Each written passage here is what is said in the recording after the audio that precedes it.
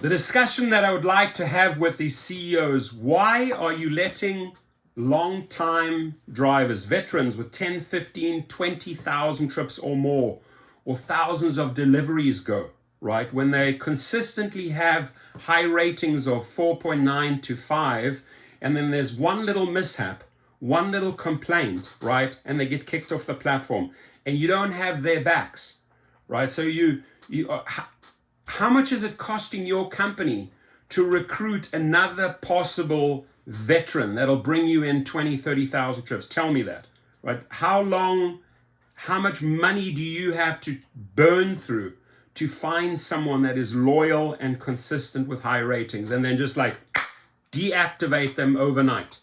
1.4 million drivers and couriers worldwide around the same time. One of those drivers who had spent 7 years driving with the company and had invested $180,000 launching his own Uber Black business had his account permanently deactivated, and it's an experience that's become all too common for gig workers just to be deactivated like that without notice.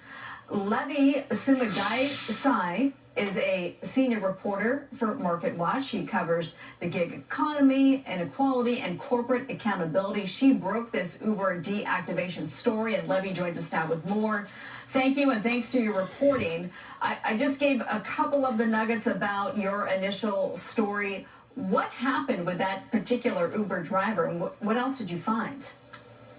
Sure. Thanks for having me on, Marla. So I've been covering the gig worker deactivation issue, sort of what's going on around the country. And I did talk to that Massachusetts driver who had been accused of fraud by Uber. He was asked to take a picture of himself, and Uber determined that he was somewhere else, not where he claimed to be.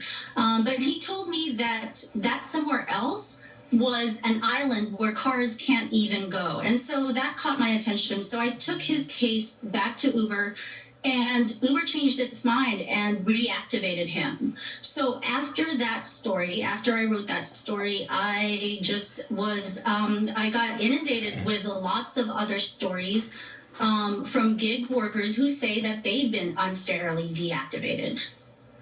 So Uber sent us a statement, and we want to put it up on the screen. It says, we approach any deactivation decision with caution and consideration. Drivers are also able to appeal eligible deactivations, which includes submitting additional evidence.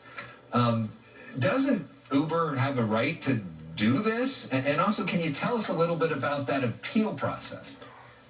Sure, absolutely. Yes. Uber definitely has a right to try to root out fraud on its platform, right? And Uber did talk with me in depth or, at length about the deactivation process. They say that for the most part, drivers have a way to try to appeal their deactivations if they want. But Uber also told me that in some cases, such as when they're suspected of fraud, drivers can be deactivated at any time. That being said, I did take a few more drivers' cases back to Uber, and Uber ended up changing its mind on a couple more cases after I brought them to the company. So let's stop there before we continue. So here they turn to the media, to a lady who's amazing, right? Who steps in at MarketWatch, is actually putting a great story together, backing it up with facts, and then going to Uber and say, hey, we have multiple deactivations here. Uber says it's easy, you can appeal the case. No, it's not. It's not. I can tell you that. We have fought 1,800 cases at gigrocket.com. The link is below. 1,800. And ramping up many, many more. Why? Because Uber and Lyft drivers, DoorDash drivers, Grubhub drivers, they all report the same thing, right? They say they have an appeal process. They are then put in a hamster wheel with bots, with just being kept in the same little trap all the time with no results. You do not have an appeals process, right? If a driver wants to upload dash cam footage, submit pictures, right? You don't have real people analyzing this. You don't have real people getting on the phone. The only time somebody real at Uber or Lyft or any of these companies will contact back is if the media person calls them or a media person emails them. Why? Because they want to save face. They want to correct. They want to do the counter spin, right? It's not true. We do this, we do that, we help them. They do not, right? If Uber and Lyft and these companies were actually on top of it, right, looking at these thousands and thousands of wrongful deactivations, they're not terminations, but they're wrongful deactivations, right, then you would see that quickly 80-90% should get resolved and back in behind the wheel within 24 to 48 hours. That is not the case with Uber and Lyft and these companies. These people are left hanging. There's no one attending to them. They're not looking into the fact that the riders are making all of these false accusations. Oh, he smelt of alcohol, he had marijuana in his car, deactivated. He was driving recklessly, deactivated, right? And then they are left hanging. That's why we get so many people signing up at GigRocket, right? Because we put the thing on steroids. Here's the appeal. Here's the statement by the driver. If you do not act within this time frame, we're suing you in small claims court or we're going to arbitration and you will pay, right? We've made Uber and Lyft pay $5,000, $2,000, $10,000, $12,000. That's the only language they understand. The other language they understand is her language. She's calling as a media journalist and say, listen, what is this BS? Why are all these people complaining to me that you're wrongfully? Oh, yeah, just send them on over. We'll look at them. And maybe 50% immediately get back behind the wheel. But do you honestly think that these corporations with millions of drivers who have a washing machine, right? A tumbling machine of new drivers come out. And that's the problem with Uber and Lyft, is that they are spending millions and millions and millions of dollars on these conveyor belts and washing machines and marketing, trying to get new drivers in. Because as they bring someone in, they spit the other out. They are not able to keep veterans. They're not able to keep drivers who have 20, 30,000 trips, right? So it's one of the biggest squandering money pits that Uber and Lyft has, is trying to get new drivers because you are not able to keep good drivers, because you are not able to address that reactivation process like that. And that would be my message for one of my many messages for CEO David Risha, right? You knew, right? You come from your nonprofit world reader, and I applaud you for it, because that's what we have in common, right? I've done nonprofits on with children reading all around the globe for many years, worked with world leaders. So have you. That's what we have in common. So somewhere you have a good heart, just like I have a good heart. But when you screw people over year after year after year, you end up like John Zimmer or Logan Green, right? We pounded them. We pounded them, right? Pounded and pounded and pounded them until they had to surrender. So you have one opportunity, right? And I'm specifically saying this to the new CEO, David Risha. You have one opportunity here, because do not be like Dara Khosrowshahi. Do not be like John Zimmer and Logan Green, who did nothing and were pretending, oh, it's all going to go away. You're doing something correct here. You're starting to address drivers, but I want to help you do more. I really want to help you do more, right? Because the one thing I really liked what you did, I think that was smart.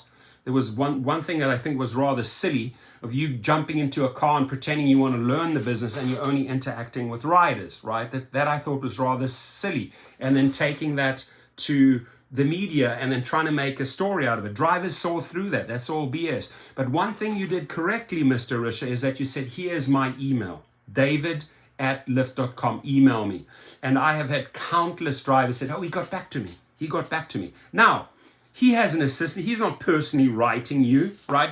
He may say, hey, we have an email here from Jack. Okay, this is how you respond, right? I'm on it. He always says, I'm on it. You'll see the standard line, I'm on it. In fact, I'm not making this up. And I got to bring this up here because I hope these people are watching, right? Because this here, Mr. Risha, is an opportunity for you. You want that $980 million. We will show you how to get that $980 million. We will show you how to get from $10 to $35 stock price. Just follow our lead, right? We're not running the show for you. You running the show, but take our suggestions serious, right? You briefly got over $10 2 days ago in your stock price. You back under 10 again, right? It's because you're up against a war machine. You're up against a million chess players playing you every single day. You're up against generals like me who are fighting you at every single corner, and you cannot get out of it, right? You're stuck in there and you cannot get out of this nonsense. But there's a few things he is already doing right. And I apologize for making this a long video and bringing this into this equation, but it has to be said, right? For example, I am doing what this lady is doing, right? She, out of the kindness of her heart, out from a smart journalist, right? She is building the story, right? And she's sharing this, on Fox News. They're in a lot of trouble by now. They have lawsuit after lawsuit after lawsuit, settling. But she's sharing this on Fox News. And what she's doing here is says, hey, I've had a lot of stories, right? I see a common denominator here. This is how to fix it, right? So what I, for example, do is I used to be one of their top recruiters, one of their top 5 recruiters worldwide for Uber and Lyft, right? Until I didn't get paid maybe $600,000-$700,000 by Lyft, close on to $1 million in referrals by Uber. So I sued. I'm in these lawsuits for 3 years now, right? And what I've become is like what she is, right? But I've monetized it. I have a whole machine bringing in deactivated drivers on GigRocket, getting them reactivated, and if they won't listen, we sue. So I'm costing these companies millions and millions of dollars. And what I want these CEOs, Dara Khosrowshahi doesn't understand my language because he's just, that's who he is. That's in his DNA, how he grew up. He is what they, in Jewish, you would call a shyster, right? In German, shyster means a bullshitter, right? He will bullshit his way through with Tony West all day long. They don't care. But the day of reckoning will come because we're in this and I should make a video. Are we actually in a war with Uber or Lyft, or are we in a chess game, right? I think that would be a good video. I think we're in a chess game. And at the end of the day, the kings, whether it's Dara Khosrowshahi, Logan Green, John Zimmer, hopefully not David Risha, right? Do we want to put you in checkmate, the king? The drivers will, right? The chess game, we will win. And I should really make a video on that. I think I am. I'm going to make it right after this. In fact, why should I could just go straight into a live feed after I uploaded this, right? But here's the thing. This lady is right. There's a problem. There's a rampant problem. Uber and Lyft quickly use that label of fraud. My accounts, out of my 2 accounts or 3 accounts, the reason, it's with a specialized team, I had to threaten with attorneys. I had to walk into the hub. Eventually, people told, one of the attorneys told me it's because you committed fraud hundreds of times creating different accounts. Different accounts? Hundreds of times? No, I've had thousands of videos bringing you 8,700 videos with the same link, same one account bringing you drivers. And you never complained that you got 20, 30,000 drivers from me who made you $50, $100, $150 million over the years. Some of those drivers are still in there that I recruited 7, 8 years ago. So to put this label of fraud on me, to put a label of fraud on the people that are contacting her, they are not committing fraud, right? And if your facial recognition doesn't recognize their beard or their glasses or an old photo, it's not that they're committing fraud. It's the real person, right? At least our driver accounts have pictures. What about that M13 murderer that chopped up the Uber Eats driver? Was his face on the Uber Eats account? No, it wasn't.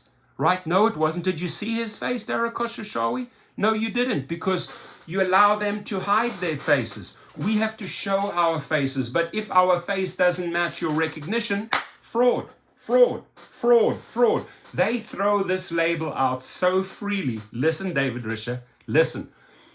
Uber and your other past guys that we literally got booted out, right, because we shamed them to oblivion, right, Logan Green and John Zimmer, they would throw that label of fraud out there. Be very, very careful, especially with me, when you use that label fraud.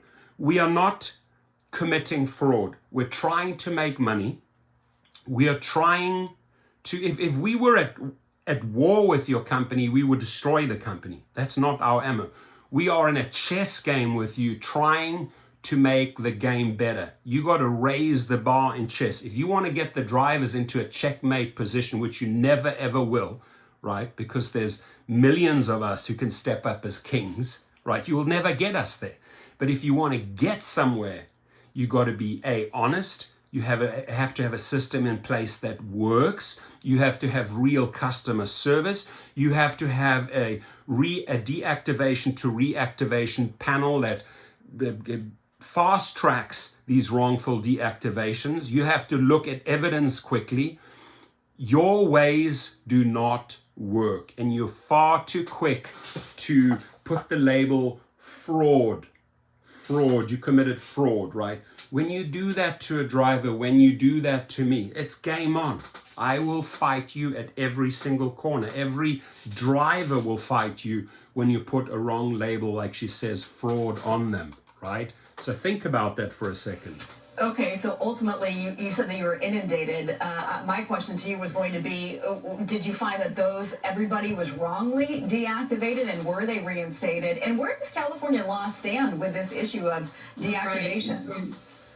Yeah, one of the most common cases that I found in my reporting, one of the most common reasons for being deactivated was because Uber suspected a driver of committing fraud.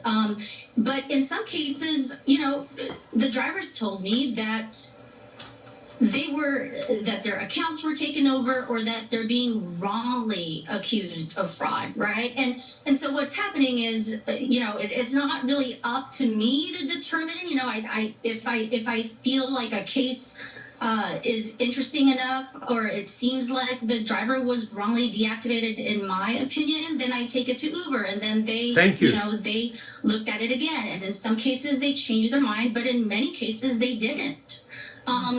As for where California law stands on this, California doesn't really have a law that addresses this particular issue. And we need to introduce that. As you know, probably, that,